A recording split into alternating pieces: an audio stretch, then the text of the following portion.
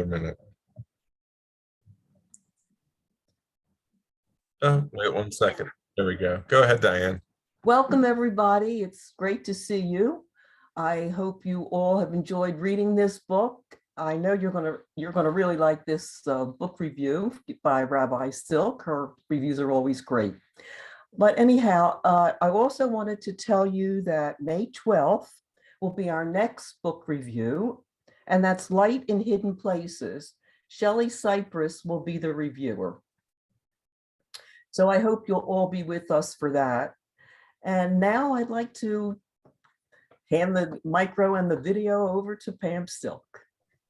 Thank you, Diane. It's great to see so many of you joining us, and I know a number of people are planning to watch the recording. It's great to have a chance this evening to gather and to talk about a really fascinating book.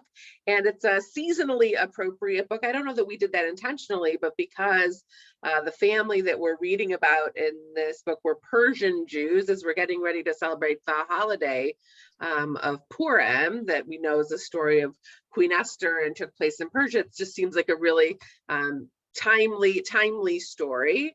And I don't know how many of you read the book or finished the book, but it really is a terrific memoir. Esther Amini is a Jewish American Iranian daughter. And through this story and different illustrations of her life, it weaves a narrative that isn't really told in a linear fashion, but different experiences of her life that help to bring into focus, I think, both the challenges and the blessings of her family of origin. And so I'd like to start tonight by doing a pretty decent thick synopsis for you, and then opening the conversation up so that we can each reflect how this type of storytelling, this idea of culture in our family, of idiosyncratic behavior in our family, really does define sort of who we are, for better or for worse, and that at different ages and stages in our life, we're able to recognize and really give perspective to those things. So as I said, this is a memoir. Esther Amini, the story really focuses on Esther, but we learn a tremendous amount about her parents. Her parents were Persian and had fled from Mashhad, Iran. And Mashhad is the holiest Muslim city in Iran, very devout. They had to actually hide their Jewish identity to live and survive in this Muslim community. And that meant that Hannah, Esther's mother, had to wear a chador, or a covering, that really covered her from head to toe, really covered her entire body. As I mentioned, the story is not told in a linear way. And so this means that we get pieces of Esther's life in snippets, and that we really only see all the details in the end. For instance, the story doesn't tell us from the beginning that Esther was born in America. It's something that we find out really midway, even a little past midway through. So Esther is quite insightful and reflective, and seems to really deeply understand and be compassionate about her parents' idiosyncrasies and character traits. And this is fascinating because the behavior of her parents and shortcomings make life really difficult for Esther, and in some real ways quite limited. Esther's father, Fatullah Nisan Aminoff, is 20 years older than her mother and is extremely protective, and is in many ways trapped in an old world style, reflective of the Iran that he grew up in. He doesn't believe that girls should go to school. He doesn't want them to read or to learn, or really even to speak. We often read about him, Nisan, saying, don't speak, or be quiet. He wants sort of quiet in the house. And he envisions that his American-born daughter will ultimately be married off in an arranged marriage at an early age. He doesn't allow her to go out. When friends would call, he wouldn't even allow her to talk on the phone. Esther's mother, Hannah, was born in 1925 in Iran, and she had to, like I said, wear that chador, this long, loose, dark garment that covered her from head to toe. To Hannah, the chador was nothing short of a symbol of suppression and ultimately of her rage. She is a bright personality. She was married to Esther's father when she was just 14 and pregnant very quickly after. And there's this beautiful illustration when she's hauling sacks of beans home from the market. Hannah says to Yocheved, her stepmother, "I hate chadors. I'm gonna rip it off. Why do we have to be hidden? Why can't the men look at us? If we can look at them, we can see them. We can see their arms. We can see their legs. We can see their faces. What's the problem?" And Hannah's mother shushes her and explains that covering is a way to really protect women because men cannot control themselves. To which Esther's mother Hannah replies, "I'm not responsible for their unruly penises. Men should learn to lock their crotches." So you can see, I mean, this was a young Hannah, right? At this point, Hannah's just 14, speaking this way when her stepmother shushes her. And she sort of has this outburst. You can see she has sort of this like bubbling feistiness. Ricky, do you have your hand up? No, okay. It was Hannah who at age 22 spearheads her family's move from Mashhad to Manhattan. And when she does this, she actually lights the chador on fire on the eve of their departure. Like she is done, they're leaving, she's not going to need them. And in protest, she lights them on fire. And she traveled with her husband and 2 young sons to on their journey towards America. I'll talk more about that in a few minutes. Hannah had a very complicated upbringing and family of origin story leading her to her marriage at 14. Her own mother had died while giving birth to her. And Hannah, when she retells this story, as Esther tells it in the book, she really seems to think that the death of her mother is her fault, that she actually killed her own mother because she was too strong. Her body was so strong that it killed her mother during her birth, which is, you can imagine, such a traumatic narrative, right? Such a horrible way to live in the world with that sense. Very, very soon after her mother's death, her father marries Yocheved. And it's really not until Hannah's 10 or 12 that she finds out that Yocheved is not her mother, but her stepmother. And then when she's 2 years old, her father dies. So Hannah really had this very, very tough childhood. Yocheved is really makes good to raise her. It sounds like she raises her in a very loving and lovely way. But Hannah really had to live her life until she leaves Mashhad as a hidden Jewish person. We read that she was really stunning, that she was a Persian beauty, and that she liked to show her cleavage when she was a grown adult as a way of maintaining her status as queen bee and keeping eyes on her. And so she didn't want people touching her, including her children. She wasn't one to hold hands. She wasn't one to sort of have physical closeness, but she liked people looking at her, and that she was really, it sounds like in their pictures in the book, quite a beautiful woman, really well put together. She was a wonderful cook and baker.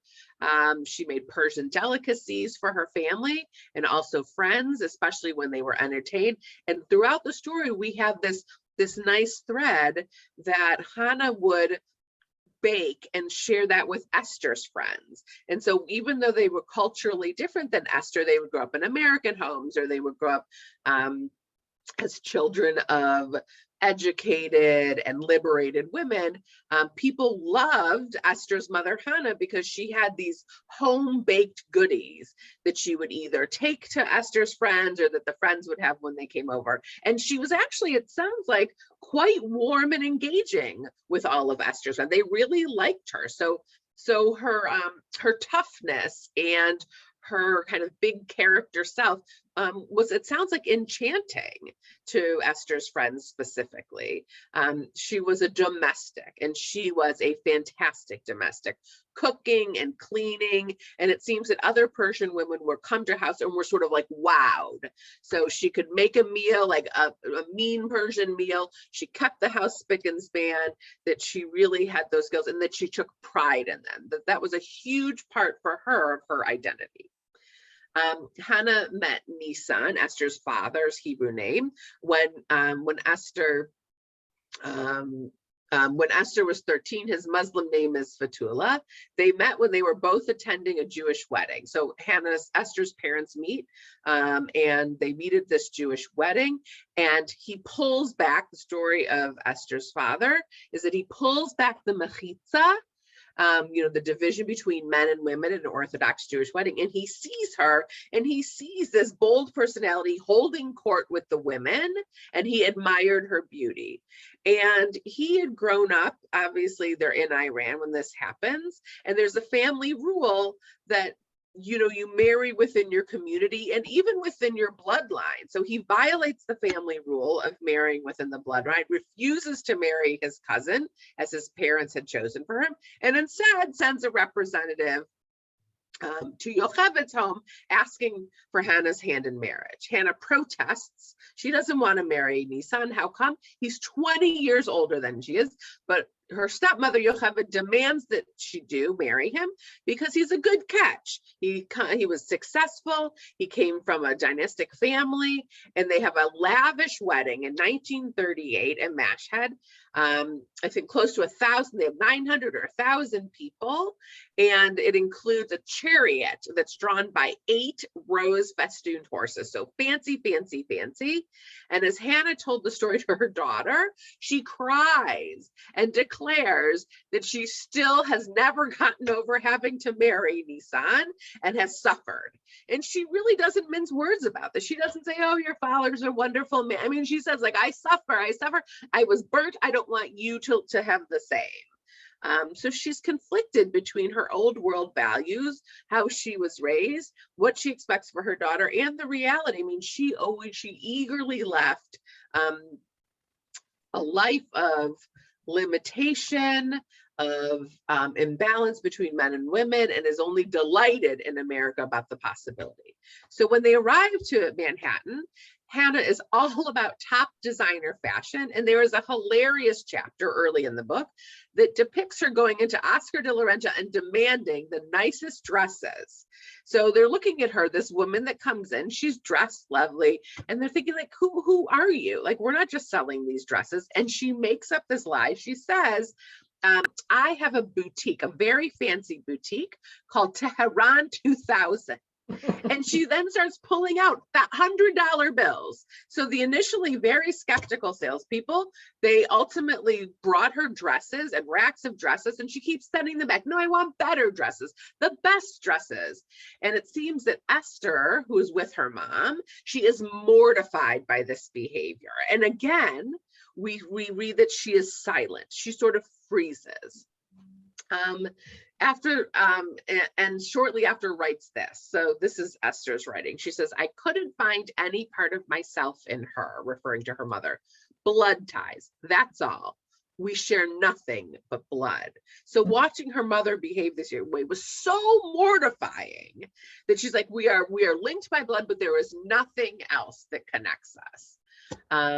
It was just very interesting. But what's interesting is that when they take these dresses home, the dresses are not just for Hannah, but Hannah gets a dress for her daughter-in-law, for each of her sons, and for Esther. And so it really shows a beautiful side of Hannah, a side of generosity. Hannah's portrayed as really larger than life, a real personality, and she often is deceiving people. And Esther really calls it out in the narrative, but it is balanced by illustrations of her warmth, like I said, towards Esther friends, and how she can be a fierce mama bear, protective of her children. And The book opens with a powerful prologue that beautifully introduces the family dynamic. So we know that this occurs when Esther is just in the 3rd grade. She was 8 years old, and a friend comes to the door. So if you've read even just the opening, this is the opening illustration. And as the friend walks in the door, Esther is standing right there as the door is open, and her father says, "Esther's not here." So imagine what this was like. She's standing right there next to her father. Her friend sees her. She sees her friend sees her. She's standing next to her father, and he says, "She's not here." And you read about sort of her inner dialogue that's like, well, maybe I'm not here. Like, am I? I feel myself. I think I'm standing here. And Esther identifies that as she stood there, she remained silent and recognized that she was invisible to him. And it's a very powerful line. She's invisible to him. And I think that that theme and that idea that he is never really able to see her for who she is, see her for what's important to her. He tolerates her.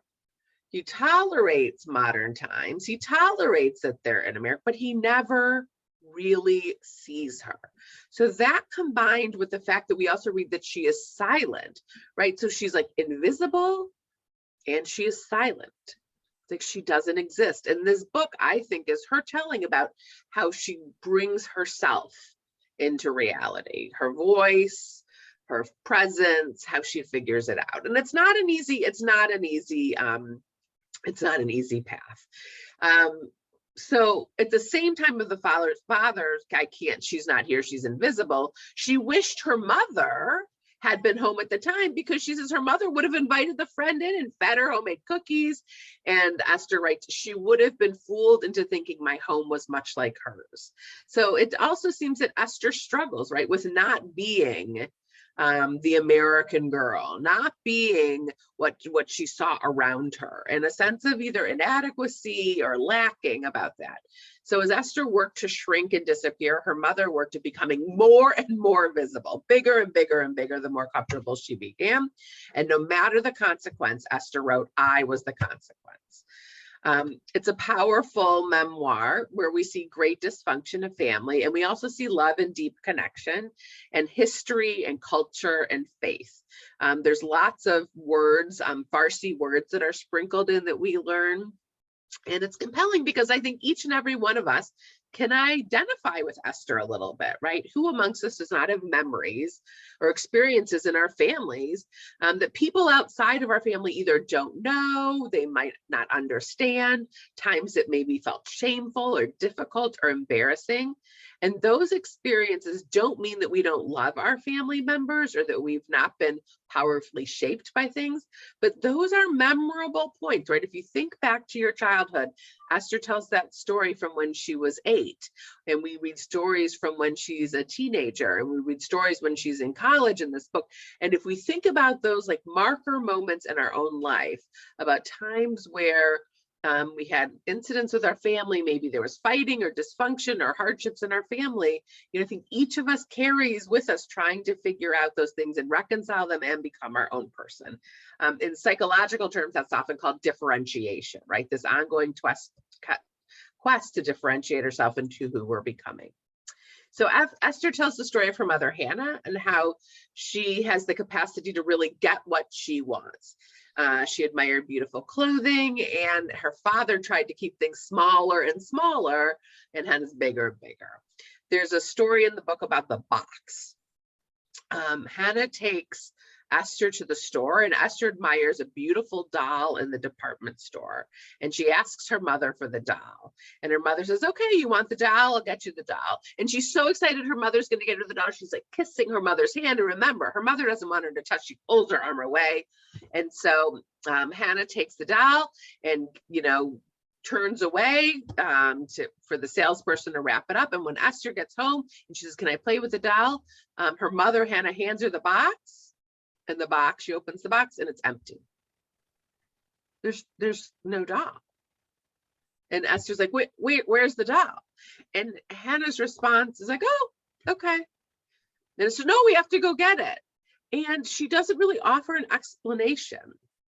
And it's like at the public facing world, she wanted to get her daughter the doll. She's out in the world, but either she couldn't afford it or she thought it was a waste or it was too American. We don't really ever learn about it, but it's this very strange disconnect. I'll be interested later to hear, your take on the doll. What happens with Vicky the doll, who Esther really is looking like I have a sister and a playmate because she's clearly lonely at home. She's the only girl and she's much younger than her brothers. Another interesting story is Esther's father shaved her head when she was from the ages of 2 to 4 years old. And he said, I'm shaving your head because when I shave your head, it will grow back thicker and you'll thank me because you're going to have this really thick hair. And this is something that his own father had done to him as a child. Esther's paternal grandfather. Now, Esther's paternal grandfather, Moshe, was clearly abusive. And his wife, who was 9 when they married, accommodated his every wish. So Esther's father was really groomed and grown by a man who he saw, being very, very controlling. And Moshe, who is Esther's paternal grandfather, was sent to London to learn and prepare to take over his family's business, which is the Emanu dynasty. And he came home 2 years later, and it seems like he had a lot of fun and a great experience, but did not do what he was supposed to do. And so Moshe disowns Esther's father, Nisan. And yet, as much as he was rejected by that, he's still very much grown in that likeness. And so with the shaving of the head, there was this whole control issue, right? This whole from either parent to child. And in this case, the father shaving the daughter's head was very strange. Esther's relationship with her parents was, as we know, complicated and difficult, but she was extraordinarily close with her 2 brothers. So what we don't get in this story that we often hear about in family stories is difficult family sibling rivalry. There is no sibling rivalry that we read about in this book, quite the opposite. They were 10 and 7 years older than her, so she was much younger. And we read about them playing together and about having conversations and about Esther having unique relationships with each of her brother, who were oftentimes, it sounds like, not only her playmates, but her confidants, and in some ways surrogate parents. The brother David and Esther, they would play Lone Ranger, where she would be Tonto. And then when the father would come home, he would silence, everyone had to be silent. And then they would, sort of squash the activity only the next day when the father was at home. The mom would say, okay, you make the rules, you can do what you want, you can, be loud. And then they'd squash it again. And even though Esther's father was so controlling and not real kind to her, she yearned to be close to him. And we read in the book that at night she would sit next to him and imitate his reading with her own little child books. Humpty Dumpty, it said something like that. And she'd sit next to him pretending to sip her own hot drink, mimicking her father, yearning for a closeness and recognizing the tension. Esther wrote, when we sat side by side, not speaking, breathing softly and holding our chosen texts, I felt loved. Right, so interesting, really very sad, right? That there wasn't, in the physically sitting next to each other, not touching, not talking, not making any words, in our own little side-by-side parallel universes, I felt loved. Esther's oldest brother, Albert, brought Esther an easel, paints and canvas and oil paints, and she begins to explore art.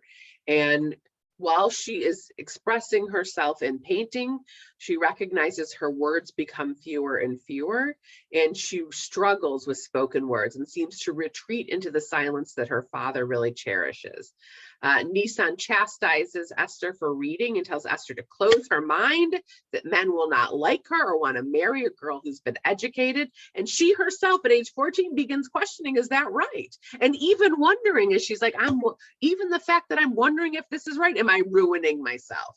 She decides to try and learn her parents' stories and clearly gets caught between her mother's flamboyance and her father's strict edicts.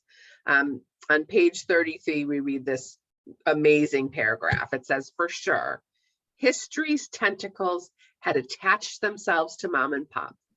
200 years of ancestral hiding must have left its imprint on their neural pathways. And remember, she becomes a psychoanalyst later. Could centuries of enforced duplicity and deceit alter genetic code? Could it have altered Mom's DNA? I answered yes, a resounding yes. Yes helped me ensure and understand her. Perhaps she wasn't lying just for the fun of it. She was surviving Mashhad. And as for Pop, the threat and dread of an Al-Adad day, which was a day where Jews were tortured, must have hung over his head like a guillotine. Mashhad, New York, it made no difference.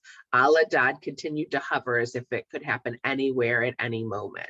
So it's like her father's shell shock, right? That he carries with him that perpetual fear and was never able to relax. And her mother, she says, can't help herself because she also was surviving and she had to create this grandiose life. All these experiences help Esther to really better understand her parents. She didn't like it. Life was hard for her, but she does come to understand it. Esther tells us that seasonally, about Purim, I was saying, when she was 6 years old, it's a great story. Her mother takes her to a Purim costume competition at a synagogue in the neighborhood they live in. So Hannah has dressed her daughter Esther, who's 6 years old, as the Bukharian shepherd. All the kids are coming in, you know, in princess costumes or doctors or nurses, and she comes in dressed like a shepherd. Okay, complete with ballooning pantaloons and a heavily brocade sheepskin vest tailored to fit a mountainous nomadic male. She has a turban that's stitched with gold and silver, sequins and beads, and a 7-foot tall shepherd's staff hawk. Remember, she's probably 3 feet maybe. Purim was an important holiday to Hannah because Hannah was sure that she was a direct descendant of Queen Esther. She said, just like Queen Esther was an orphan, I was an orphan. Just like Queen Esther had to hide her Jewish identity, I had to hide my Jewish identity. So she takes her daughter in this getup, and the kids made terrible fun of Esther in her costume. Esther didn't protest because she knew it was important to her mom, and she had learned you just go along with it, right? And the scene is described that that Esther leaves her body. She's so mortified, and she looks out. She's sort of floating above. She leaves her body, and Esther sees her mother jumping up and down and waving her arms, and she knows that she has won the costume contest, and she is so mortified. Esther's relationship with her brothers serve, as I said, her protectors and her introductions to the world around her. Their names are Albert and David. Hannah and Nisan decide to leave Iran after their sons were targeted for being Jewish. And the story is that the Muslim teacher had burned the younger child's ear with a burning hot poker and called him a dirty Jew after misbehaving at school. And it was then that Hannah told Nisan, she said, I'm leaving with the boys, with or without you. And before she leaves, though, he says, okay, we'll go. He fights against it. He doesn't want to go, but he goes. She had her brother Aaron was already here in the United States with his wife. They encourage her to come. But before they go, they make this pilgrimage. Where? To Queen Esther's tomb. Why? Because Hannah wants to pray. She wants to have a daughter. So she goes to Esther, Queen Esther from the book of Esther. She goes to her tomb and she prays because she only wants to have a daughter. The first Friday night they get to America, they make their way out of Iran by way of India and a harrowing journey by sea, and they stay with family in New York. This is Hannah's brother Aaron and his wife Millie. And the first Friday night that they're in Manhattan, what do? Esther's father takes his 2 boys to services for Shabbat.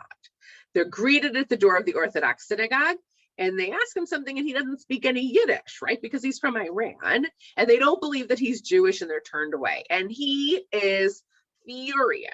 He goes home, he curses America, he laments their ever leaving. It's sort of reminiscent of what we read in the Torah, right? When the Israelites are suffering in the wilderness, and they said, for this, God, you took me out. So Nisan said, he's like, for this, we did this journey, and now the Jewish people in America won't let us do what we're supposed to do. So the next morning, Hannah says, no, we're going. And they go to a conservative synagogue, and they say they're from Persia when they're met at the door, and they're led to the front row, the front pew of the shul, and they're welcomed from the bima by the rabbi at Shirat Tzedek, and it becomes their congregation. Much better. Esther's father has varying different successes in work. Sometimes he struggles significantly, other times he's greatly successful, and he's in the cashmere business. And it is then at that point that Esther is born in New York. By 1950, there's 6 Mashhadi families in New York, and they all bought homes sort of in close proximity, and they experienced plenty of success together. So what remained constant was in Hannah's life is something called leafs, L-E-E-F-S, and these are colorful crocheted bath mitts. And there's a lot in the book about these leaves. We keep coming back to them. And Hannah would crochet these bath mitts, and they harken back to when she would go to the bathhouses in Iran with her friends for a Women's Day, something she loved to do and had very good memories about.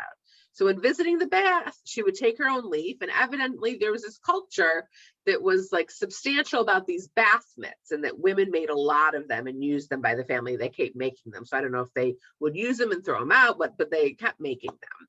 And so we read about Esther's friend named Kathy, who lives next door.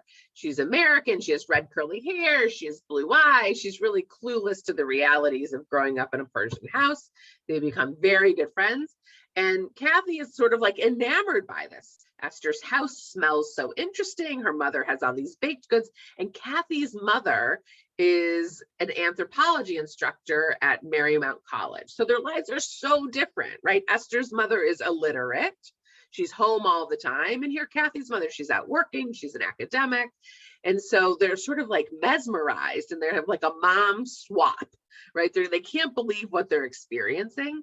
And, you know, Kathy's not allowed to read comic books, and Esther has all these comic books. And so they're experimenting sort of with different lives, you know, going back and forth. And they're friends for a full year before Esther even goes to Kathy's house.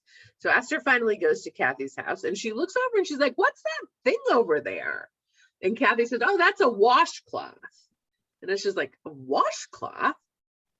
What's a washcloth? And she looks over it and she says, oh, I take it in the bath. And Esther, she said, she couldn't believe it. She said the leaves were thick and abrasive like Hannah. Even in the shower, Esther felt her mom with her. She recognized that Kathy's washcloth looked cheap, drab, and lifeless.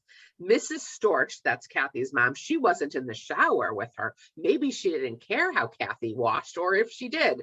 Stark naked as water smacked her head, Kathy was all alone. So as overbearing as her mother could be, that is also how she recognized that she was loved.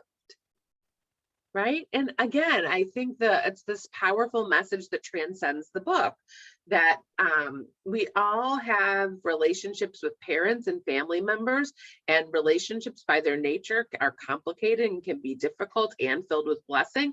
And so we read here really like this, you know, she's like, this thing my mom makes that I saw, my mom must really love me, even if she drives me crazy, because some other kid, she has this strange washcloth thing. And so when the older brother goes to college, it's a real loss for Esther, and because he was really her confidant and her protector. And it is her brother Al who takes her to get her first bra, and bought her neat to use on her legs, to get the hair off her legs. And he was loving and reassuring, not in a weird way, in a very supportive way. And he actually brings home an anatomy book to tell her about her body and becoming a woman. And Esther gets to go to college and visit him at Cornell. She flies herself. The brother talks the parents into it, and she attends his classes, and she meets his friends, and there's a big party, and he bakes a cake for her, and she gets her first taste of what could be. And it seems like, you know what, this is how I'm gonna get out of my house. That was like, yeah, it was like enlightenment. Okay, this is out there, I'm shooting for that. And you know, really, they shared a love of books and have good philosophical conversations. And then similarly, after her brother leaves with her other brother, with David, they go take the train to the Museum of Modern Art. They have cake, they take long walks, and they really, her brothers are the ones to help prepare her the best for the world. And I'm going to skip ahead. The book makes it very clear that as Esther grows closer and closer to graduating from high school, college is very important to her and something that her father is vehemently against. And it becomes a terrible battle. And she ultimately defies her father, and he goes on a hunger strike to protest her going to college.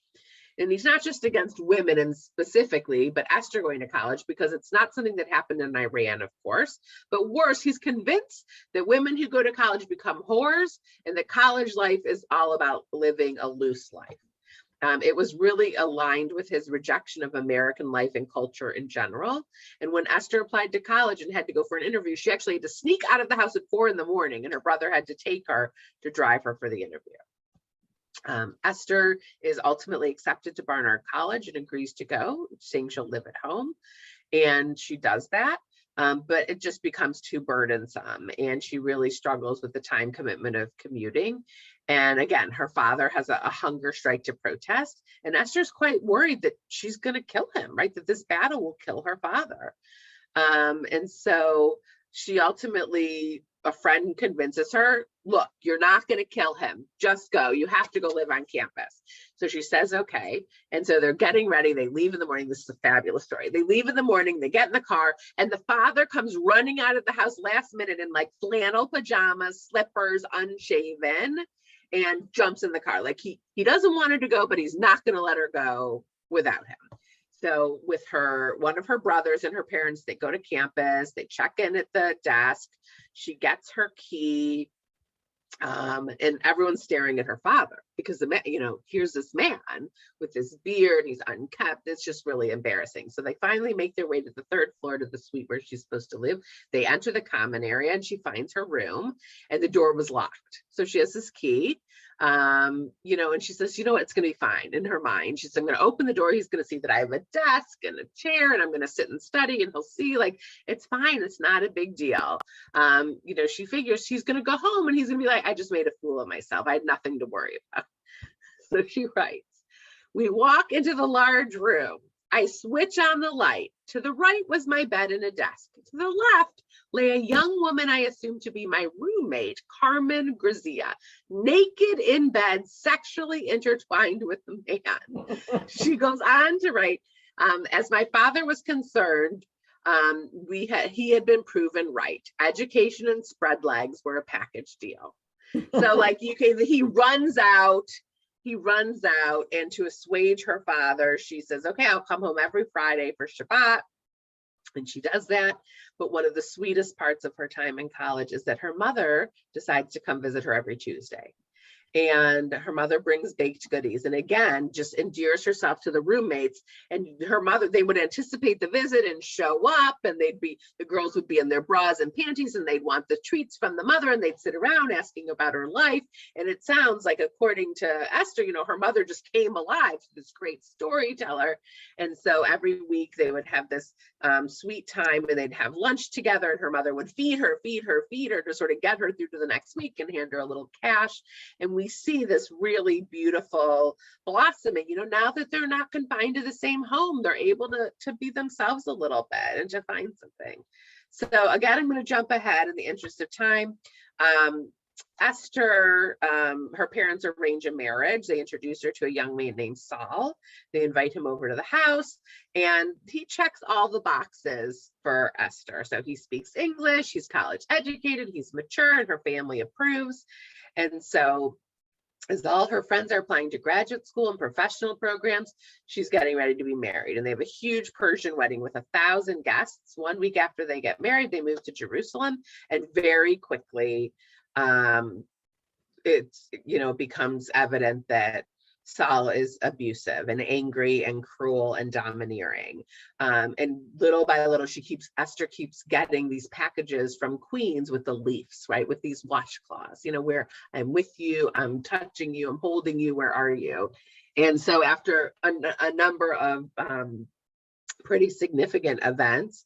Esther and Saul move back in quickly. She files for divorce, which is unheard of in Persian family. Like you don't do that. And so her father was livid, and her mother's like, you know what, why should she have to be miserable? And really sort of sticks up with her and helps her. And so ultimately Esther does go to graduate school, and a friend of hers wants to set her up and introduce her to a man named Ira, and they're married ultimately. And her father even comes to really love and admire Ira, and they have 2 children together. And the book ends with a little bit of, a taste of Hannah, especially being a grandparent, and Nissan being just a terrified grandparent about, what's going to happen to the children, and about, not being safe, and about, people being pedophiles. And so fiercely protective, but in a way that he can finally express, maybe not rationally, but he can finally express it. And the playful grandmother who, there's a scene of her like cheating at a card game with her 5-year-old grandchild. Ultimately, both of Esther's parents die. We read about that in the book. And so it is a story about pain. It's a story about family. It's a story about becoming who we are, finding our own way. And I think it begs the question, can we, Esther asks us, can we really ever know our parents fully?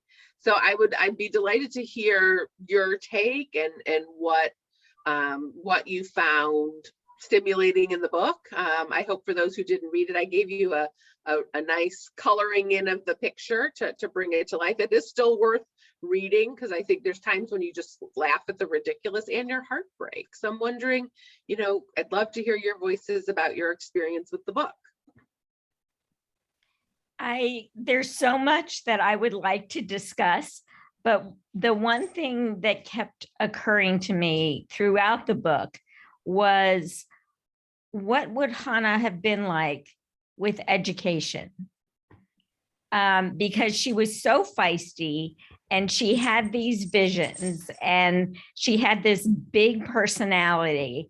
And I think in some ways she, without realizing what she was doing, and maybe without Esther realizing it, Hannah was living vicariously through Esther, not being on her case for education, not using her as her mouthpiece because she spoke better English, toting her around to do things because she was in America, she was being educated. These are opportunities that I never had. And that was something that kept coming back to me over and over with all of the stories in the book.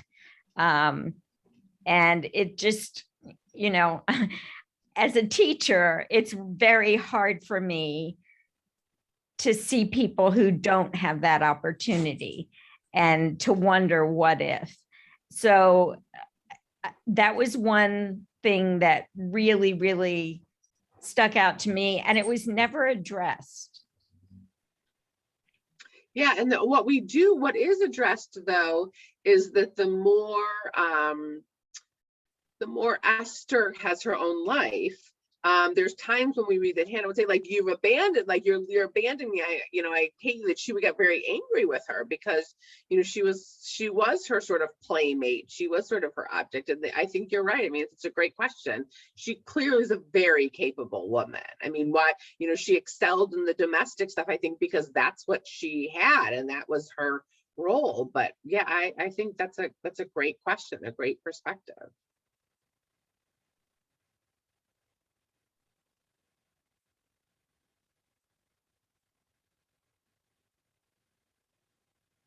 Can you speak without raising your hand, or is it Yeah, okay? please jump in. Well, I think her main problem was she was too young to get married. That was her whole, she hated him because she was, I don't remember if she was 14 or, it was very sad. That's why she really hated him. And he was so much older. And it shows you how devastating child marriages are.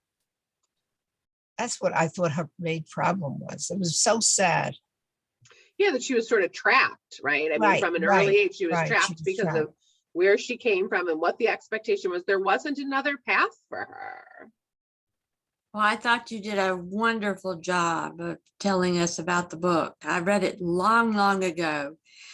All the experiences that she had made her, I think, enormously qualified to be a psychotherapist, because she could use so much of what she experienced to help others. And I was so gratified that her brothers helped her so much. That was wonderful. Yeah, I agree. When you're reading it, and then you get to the point where you see that she studied in the social work program and became a psychoanalyst, like, oh, it actually answers a lot of questions, right? Because what we do read about her as when she was younger, being upset, but she also had this this compelling understanding that I think, was really sort of surprising sometimes. And then when you see what her life's work was, she was able to do that. But I don't think you have to be a psychoanalyst or trained in social work to emerge from a family system and be able to be reflective about it and to recognize the things that were really challenging and hard don't negate the things that also were blessings. And she was always very respectful. There was no cat revolting or this is the way it was. And she was respectful of her parents. She was. Even though she didn't agree with them and she had to go through all this stuff, but she was a good, very good, nice person.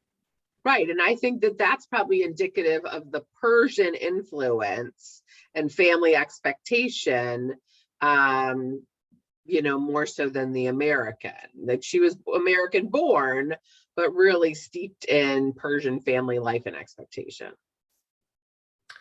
And the mother, the real funny thing about the mother too, is when she went to Oscar de la Renta, not only did they give her clothes, but they treated her like a queen when she went. Oh, they brought out food and drinks and everything else like she was some aristocrat. Yeah, she played the part. Yeah. Joyce? I think that at the end of the book, I think we found out part of why Nissim was so fervent about everything, because when he used to go to the baths, it later came out that he was sexually abused, and he was scared to death that was going to happen to his sons and his grandson. I think he had one grandson. that gave us a great insight. That was one of the reasons that he was so tied up about everything, and I can understand. Yeah, because he was a difficult person. Oh my goodness, I just gnashed my teeth as I read some of that stuff. Yeah, he was pretty miserable. Yes. But I thought it was a wonderful book. Truly enjoyed reading it. You can see with grandparents who came from another country, and a father who did also that I had, that things are different in other places, and it gives you a little bit of empathy. I agree.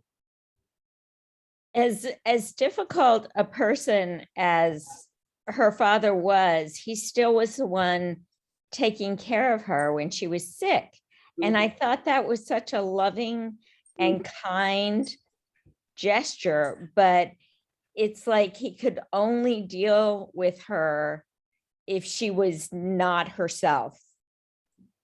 Mm-hmm. Like feeling bad, not talking, not thinking, not doing any of the things that he found so offensive, then he could be close to her and help her and take care of her.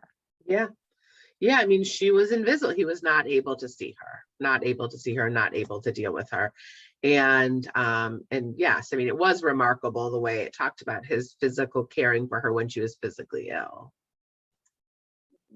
I'd like to add a comment, which is that I was actually quite taken by what was a minor detail, and that is what you recounted, the Orthodox congregation rejecting the family.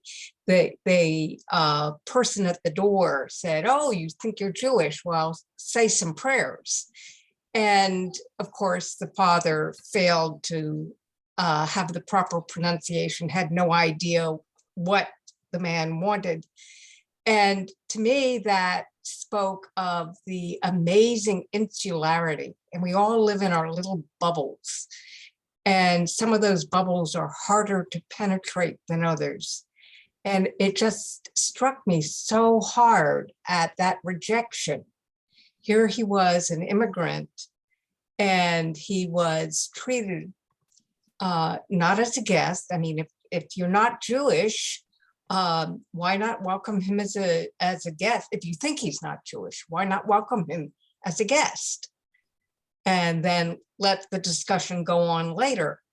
But to say, oh, you can't even come in, you failed the test. I was so taken by that. Yeah, it was shocking.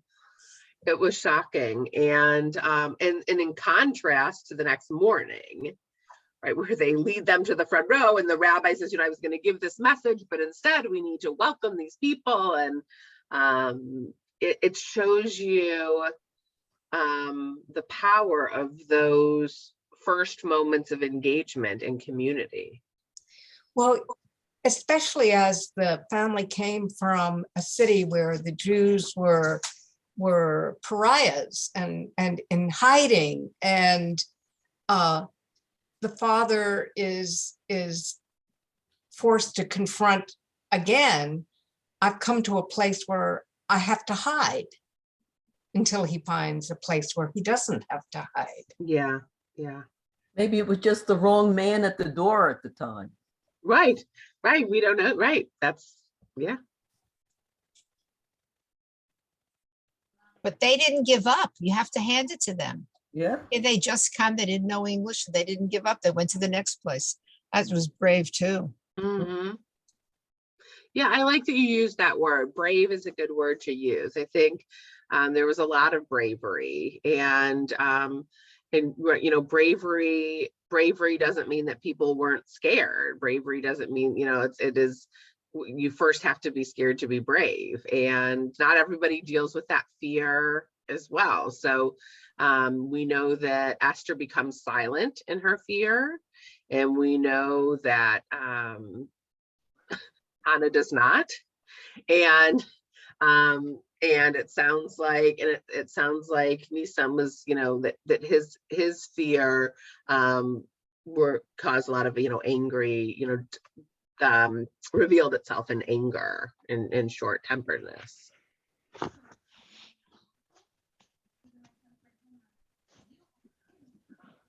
And yet her brothers, and they grew up pretty normal with all that craziness. They did pretty well. So it is clear, what is clear, I think, from that is that the imbalance of men and women, especially from, coming from the cultural background of Iran and the Persian community, that men were supposed to have opportunity, and men were supposed to have a career, and men were supposed to, do all of those things. And so that didn't fly in the face of the father, certainly, and it was what was expected. And so, yeah, I mean, they probably, maybe they had the capacity, the brothers had the capacity to be loving and nurturing and even mentoring to their sister, because they got some of that from their parents. It's also the immigrant, I don't want to say mentality, but the immigrant, I don't know what, the immigrant feeling to get more education and better yourself, especially for the sons. Yeah, and they went to great schools, and they obviously were really successful. They, nobody in the family was dumb, that's for sure. They were intelligent people, and they were hardworking people. Think about those people who are leaving the Ukraine now. Think that they're going to Israel, they're going to Poland, other countries in the Eastern Bloc. They're coming to the United States. I mean, the way they had to leave, and quickly, with nothing. they're going to be in a situation like that. Absolutely. It is very sad.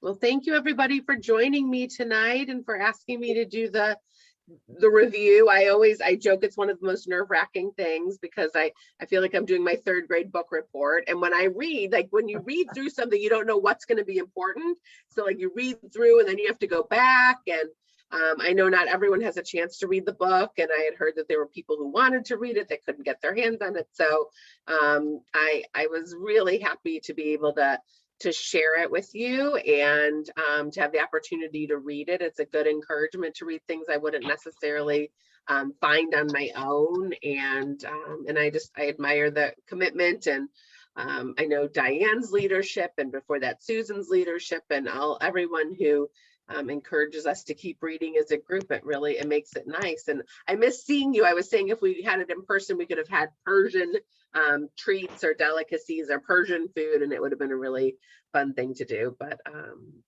yeah, it was really just nice to be with you and talk about this book. And I had never even heard about it before. It was Susan that I think suggested it, and it was great. I always love reading about family relationships, and especially the mother-daughter relationship I find just fascinating. Thank you, Rabbi Silk. It was absolutely wonderful. You did a wonderful job. And that's why, we try to pick different books on different subjects so that we have a variety and we can learn from different cultures. And it's always wonderful when you give your great book reviews and tell us all about everything that you've read. You just do it so well all the time. Thank you. So thank you again. And if anybody has a book that they have read recently and they think it's something great that we would like to review, please let me know. And Puschett@AOL.com. And we will be picking some wonderful books again for next year on a variety of different subjects. We read a lot about war stories because we pick Jewish authors and Jewish content. And so many of the books are war stories now, but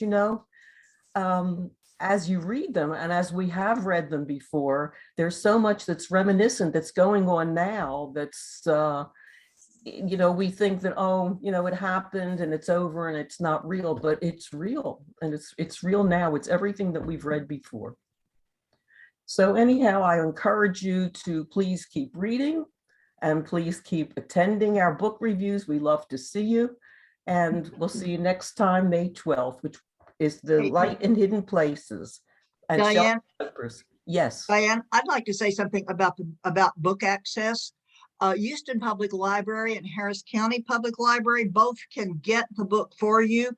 If they don't have it here in Houston or don't have enough copies here, they search all over the United States and they can have it sent to you within a week or two.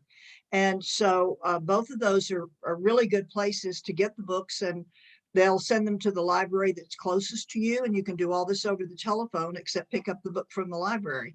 Or online. Yeah. You can do it. You can order it online. Yeah. Would you tell us the name of the book again for May?